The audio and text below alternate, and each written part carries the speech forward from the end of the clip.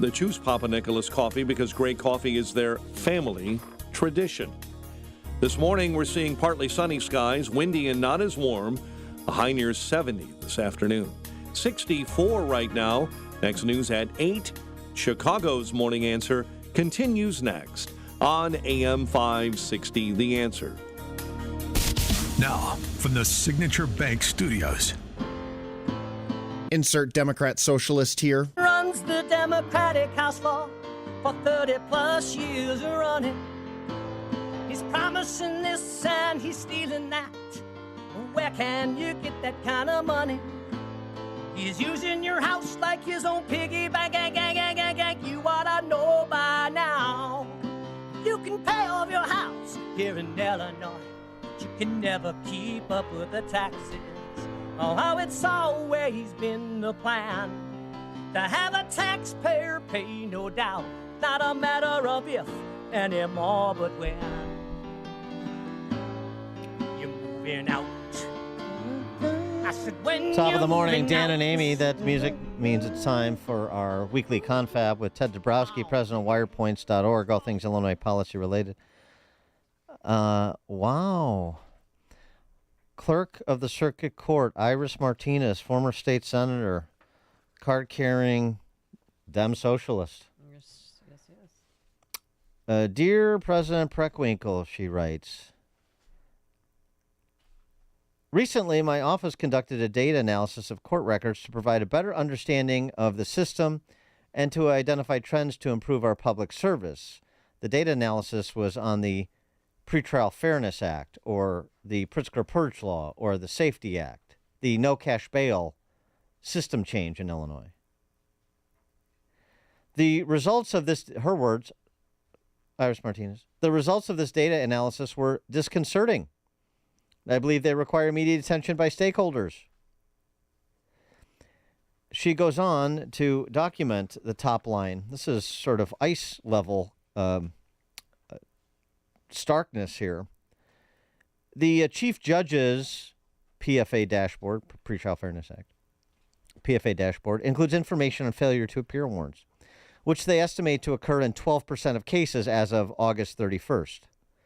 That's not inconsequential, 12% of cases, by the way. But nonetheless, she goes on, there are also 31,393 warrants for felony charges in Cook County. This is the current number after the stakeholders' efforts to quash and dispose of tens of thousands of felony warrants over the past few years. However, due to the PFA's warrant reform measures, most defendants who fail to appear in court now receive notices to appear, which are postcards sent via the mail notifying them of their failure to appear and providing a subsequent court date. Considering these charges, our analysis included comprehensive data for warrants and notices to appear and concluded there has been a failure to appear by a defendant in 67,416 cases out of 90,872 cases, or 74%, using the methodology of the Pretrial Fairness Act dashboard, calculated between September 18th of last year and September 4th of this year. Failure to appear in 12% of cases? No. Failure to appear in 74% of cases, according to the clerk of the Circuit Court of Cook County. Failure to appear. She writes, Cook County leaders must recognize the financial and human impacts that 67,416 failures to appear to court have on case processing, staffing, victims, witness cooperation, and our law enforcement partners. Yeah. Evans responds to her email, or her letter to Preckwinkle, saying that I stand by my data and you didn't give us your data sets and so on and so forth. Martinez responds to Evans' response. The study analyzed data sets extracted directly from the clerk of the Circuit Court's case management system, which is the official court record, and rigorously validated our findings to ensure their accuracy. She also noted, regarding allegations that my letter was politically motivated, allegations made by Tim Evans, Regarding allegations that my letter was politically motivated, I must remind you that my perspective on the matter is deeply personal. My family has been directly affected by the consequences of systemic failures. My niece, a mother of 5 children, was tragically murdered by an individual who had 8 prior felony convictions and an active felony warrant. It is with this profound loss in mind that I approach these issues. Oh, Iris Martinez, the Democrat, has been mugged by reality. I mean, I'm not minimizing the death in her family. That's horrible. But this is what's horribly happening to Chicagoans and visitors to Chicago every frackin' day for the last, I don't know, 40 years? 50? 60? Oh, and by the way, notice to appear, no big deal. No big deal. Cook County judge rejected a prosecution request to keep a man in jail as a public safety risk for allegedly shooting at an occupied car while Chicago police officers looked on. Judge William Fahey denied the state's detention petition for this 23-year-old, instead sending him home with a nighttime curfew. That'll teach him. That'll learn him good. Nighttime curfew for you, young man. Oh, boy. It's 10 o'clock. Do you know where your kids are? He opened fire on a car with a rifle. In front of police. He bolted from his Infiniti Q50. Oh, must have bought that with caddy money. With his rifle in hand. Then he ignored officers' commands, threw the gun, and he fled. And officers arrested him nearby after he fell down while fleeing. So that guy now is on nighttime curfew, and if he doesn't show up, he becomes another statistic. What do you think he's going to do? Wow. Dissension in the ranks in Cook County may be an opening for sanity. Ted Dabrowski joins us. Thanks, Ted. Appreciate it. Good morning, Dan. Good morning, Amy. We're always looking for any openings for sanity because we seem to have very little of it these days. How about that? Iris Martinez breaking ranks. That is an interesting development, and I don't think people are surprised, and probably most will give it a shoulder shrug as the Chicago Press Corps tries to tap this down. We don't want this sort of public fighting. It looks bad for this, sort of fortress Chicago political class that we have here. But I mean, 74% of defendants failing to appear. That's something I think the public can understand. Well, if it's true, it's a killer, right? For this whole, everything's fine with no bail and all that, and we don't have to worry about these criminals. It's a real killer. Now the question is going to be for me. Pun intended. I saw that and I'm like, holy cow, is that true? And it's really hard on these kind of issues where the data is sitting in court somewhere, and it's not very public. And so it's a challenge for us, and we're trying to think about how to get down there, and spend the man hours to figure that out, because this is one of those things that the public deserves to know. And we've been writing a lot about it's the victims, and yet the ruling class doesn't care about the victims; they care more about the criminals. So, well, I mean, Iris Martinez she's putting a huge marker down here. So, I mean, the data sets and the data analysis that she says they did that better check out, and she should be transparent about it and let whoever wants to try to replicate her results do so to ensure that they're accurate, because maybe, I don't know, maybe this will at least wake a few more people up who are otherwise dead from the neck up. Yeah, and it's good to see. I hope she's right. I don't mean I hope she's right, but I hope she's been good at her analysis and all that, because we've seen over and over again that these experts, the people who control the data, either don't tell the truth, or they hide the truth, or they frankly put out false things. And yeah, so, like Tim Evans. Right. Well, yeah. I mean, they have no incentive and no intention to tell the truth on these things, because it's their policies, and they've wanted to do this for a long time. And of course, Tim Evans has been doing this for more than almost a decade now in terms of no bail or low bail. And we see, what's funny is we see the continued results in Chicago. I mean, you can't lead the country in murders for 13 years in a row unless you're really screwing up over and over and over again. And that's what we continue to do. I wanted to ask you about the little riff between Mayor Johnson and CEO of CPS, Pedro Martinez. Yesterday, Mayor Johnson said, no, I didn't tell him to resign. I didn't ask anybody to do anything. The only thing that I'm requiring in this moment is leadership that's prepared to invest in our children. And what they want is $300 million loan to fund teacher salaries right away. Yeah, well, they want to borrow because we wrote about that this morning, that these governments are all in a mess now. The free COVID money is gone, and now every single government is now trying to. Well, we're back to where we were in 2019, basically, where the real situation is showing up, where there's cracks all over the place, and they don't have a plan of how to fill them. And in this case, Stacey Davis Gates wants $1.1 billion for CPS. She wants the state to fund that. She wants state taxpayers to give that money up. Johnson is trying to figure out how to get $300 million just to plug the hole for this year.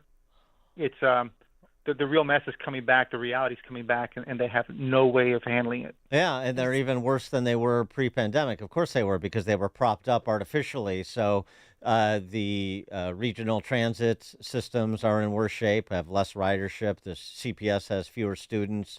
The whole thing is a house of cards. And so here come the tax increases, right? Well, yeah, what's fascinating is, if you take a look at Illinois, they're raising, now these are just big numbers, right? But Illinois as a state has $14 billion more dollars than it did 5 years ago. That's 50% more, $14 billion. And yet, Pritzker still had to hike taxes by $1 billion this year because he's spending record amounts of money. Instead of taking all that extra money that came in through COVID, that just ballooned income taxes and tax revenues and sales tax revenues, instead of saving it, putting it aside so he wouldn't have to raise taxes, he spent it all and then had to come back and raise $1 billion. And it's the same thing for City of Chicago. It has $6 billion more than it did in 2019. Back in 2019, the city had a $10.6 billion budget. Now it's $16.7 billion. So you're talking about a $6 billion increase. And yet we're out of money again. What happened? Where'd it go? Nobody wants to ask that question. The tax increases. I mean, I assume that's just making the wealthy pay their fair share and providing middle income families tax relief, right? Well, yeah, right. Well, that's what people need to start being aware of. You got this referendum on the ballot, 3% surcharge on rich people to lower property taxes. That's a non-binding referendum, but they're going to use that politically depending on how that comes out. Then you've got other tax hikes that you'll see. You'll see them proposed by, as I mentioned before, the corporate elite. They're going to make sure that they're fixing Illinois when in fact all they're doing is raising taxes and chasing more people out. So here it comes. So Not to mention what's been happening on property taxes all along, because those things are going up automatically everywhere. Right. So property taxes will continue to go up, meaning your home value will continue to go down. What else is? I mean, the sanction to move a millionaire tax income tax surcharge through the General Assembly next year with this referendum. What else should people be on the lookout for in terms of where the hands are coming for their pockets? Well, the other big fiscal cliff, and they're trying to do this, nationally. They're trying to say, D.C. has a big problem with their metro, and New York City, all fiscal cliffs, and they're all going to try to look for federal bailouts. But the RTA, the Regional Transit Authority, wants $1 billion to $1.5 billion sales tax increase on services. So they want to start adding services. Right now in Illinois, only products are taxed. And so imagine that you open up that source of cash, man, they're gonna come after everything. Well, and there's still other options. I mean, there's of course taxing pension income, which Illinois is one of the few states that doesn't. It may be means testing a tax of that sort as well. What about city tax? City income tax in Chicago. It was on his campaign list. I mean, and he seems to be checking things off. I mean, we're running out of places. We're running out of places to put video poker machines, so you're going to have to do more. Yeah, he would love to do a city income tax because that would solve all his problems. He just taxed the hell out of the people there. 3% for if you make $100,000 or more. Well, you got to have legislative approval for that, and that's the hard part. But when things get really tough in Chicago, I wouldn't be surprised to see the legislature just buckle on that. So of course, it's a possibility. That'll be the end of Chicago. Of course, you're not. I mean, you're not opposed to teachers, are you? I mean, you have to support this tax increase or this new tax. They want otherwise, a 9% income. Yeah, whatever. Well, otherwise they hate. Otherwise, you hate teachers. Otherwise, you hate kids. You don't want to educate kids, and so they'll just use the same lines they've been using because it gets the same results. Why not? Well, yeah. I mean, you've got your police. Your police and fire pensions are among the worst in the country in terms of funding, and so they'll use that pressure as well. So they'll have all the pressure: police, fire, teachers, schools, all that stuff. So and of course, Brandon promised not to raise property taxes, but I think they're going to force him to do that first. Maybe the city income tax will come later, but they're going to force him to do the property taxes first because he can own that one. If the legislature has to pass an income tax hike on city dwellers, that would be on them. So exciting. They'll make him suffer first, I think. Exciting times, and we talked about this a bit yesterday. The brain drain and the flight of productive families from Illinois is going to continue because the kids are going to college from Illinois in states not named Illinois. We've been hammering on that for like 5 years, 6 years, even more maybe. And the pushback from Pritzker, I remember that. He was saying, no, we're doing really well with our young people. And it's just so untrue across every number you look at, from colleges to the IRS stuff. It's really sad. And as you mentioned, I think yesterday, and this is well known that once those kids go to the colleges down there, they realize, wow, this is a booming place. The jobs are here. The taxes are low. The sun's nice, and it's going to be hard to get them back. And this is the whole thing. If we don't treat this with urgency, the hole we're building ourselves, that we've continued to build and we're still building, is going to be really, really hard to turn around. So, the sooner we flip our politics in Illinois, and that's of course a big lift. The sooner we can try to cover that hole, because if it gets too big, it could just lead to a stampede. I got to tell you, too, whenever I go to Atlanta or just, Georgia Tech, there's cranes up in this. Like, Atlanta is killing it. They are getting the job done. There's no cranes. I don't see any cranes in Chicago right now. I mean, I've made it development and growth is at a standstill. Yeah, I've made it when I travel, I look for cranes, and it's amazing. I remember driving into Chicago. This is just a couple months ago, whatever it was. I had to kind of look around and find between holes. I found a couple cranes. But yeah, I had a friend who went to Colorado, Denver, and he just said there's cranes everywhere. Really? You're mentioning the cranes in Atlanta. It's kind of a sign of growth, and I think we're lacking that, and that shows up in our population numbers, of course. Those cranes weren't building anything; they were crane jacked, and that was what you saw was an escape. Ted Dabrowski is president. Wirepoints, wirepoints.org. All things Illinois policy related. Thanks, Ted. Thank you, guys. Thank you, and he joined us on our turnkey.pro answer line. Hear about the big stories of the day, then talk about them right here on Chicago's Morning Answer on AM 560. The Answer.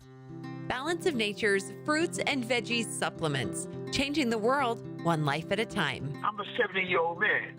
I'm not a young guy, and I'm an ex-athlete. Well, when I was taking it, I recognized that I was feeling better, you know what I'm saying? And just mentally knowing is important also. I am a customer of you guys. I love your